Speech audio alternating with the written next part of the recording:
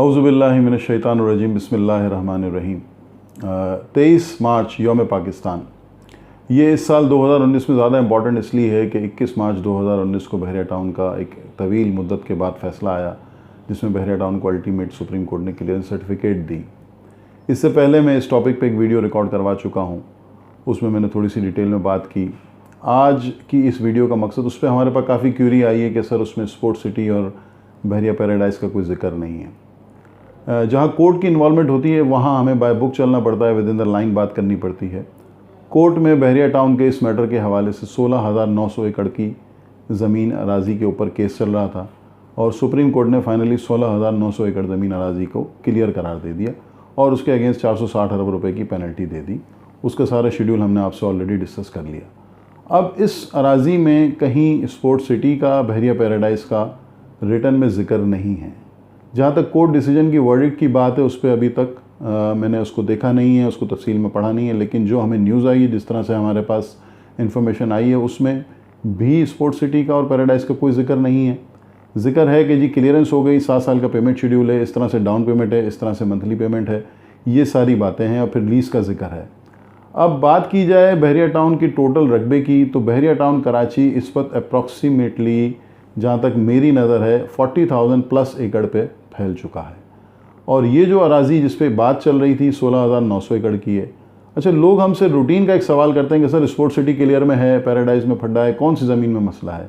तो मैं हमेशा यही कहता हूँ, जो मेरे व्यूअर्स हैं, जो मेरे फॉलोअर्स हैं, उनको पता है कि ये किसी को भी नहीं पता कि एग्जैक्टली कौन सी ज़मीन पे फड्डा है या कौन सी ज़मीन डिस्प्यूटेड है।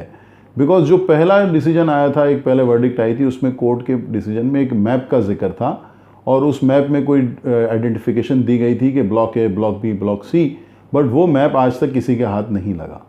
और इस वक्त अगर फिज़िकली बहरिया टाउन को देखा जाए, जैसा कि मैंने पहले कहा कि 40,000 प्लस एकड़ पे फैला हुआ है, और ये जो बात हो रही थी 16,900 एकड़ की बात हो रही थी, इससे पहले 7,000 एकड़ बहरिया टाउन ने विड्रॉ की है लैंड। और फिज़िकली वहाँ जाके देखते हैं तो कुछ प्रेसेंस पे हमें ऐसा नज़र आता है कि कुछ डिमार्केशन की गई कि ये ज़मीन में डिस्प्यूट है, बट मैं समझता हूँ कि इसकी कोई भी ऑथेंटिकली अभी आपको नहीं बता सकता कि कौन सी चीज़ क्लियर है, कौन सी नहीं है। और जहाँ तक स्पोर्ट्स सिटी और पैराडाइज़ की बात है, तो स्पोर्ट्स सिटी में एवरीवन नोस कि प्रेजेंट 35 में स्टेडियम में काफ़ी काम हो चुका है, विलास बन चुके हैं। प्रेजेंट 37 में आज 23 मार्च को एफएल टावर पे फायरवर्क्स का भी इंतज़ाम किया गया है। तो चीज़ों की डेवलपमेंट तो बहुत आगे तक बहरिया टाउन ने कर दी है।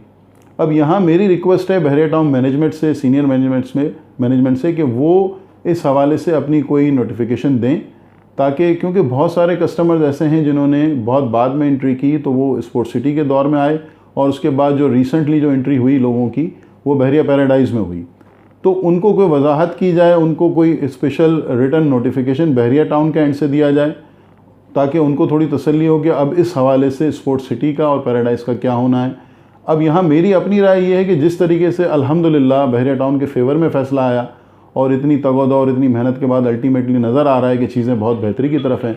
यहाँ एक और बात मैं आपसे करूँ कि जिस तरह से 2 दिन हुए हैं, उसमें मैंने पहले भी कहा था कि ये मार्केट में तब्दीली है प्राइजेस की, ये 7 मार्च से शुरू हो गई थी और 21 मार्च के बाद आज 23 मार्च में, इन 2 दिनों में भी बहुत पॉजिटिव सेंटिमेंट है।